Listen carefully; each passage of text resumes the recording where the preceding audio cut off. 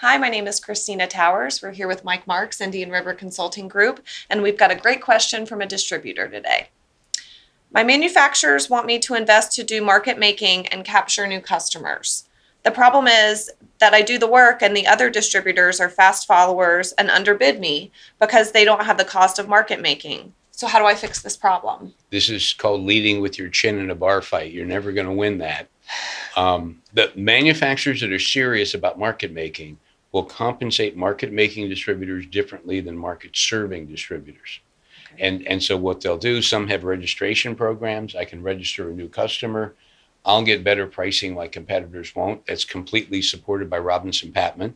But the manufacturer will do something to enable you to invest to go make the market. And distributors decide they're going to be box movers and just ship boxes, or they're going to do market making. But if the manufacturer says one thing and then they don't back you, you're a fool to invest the money.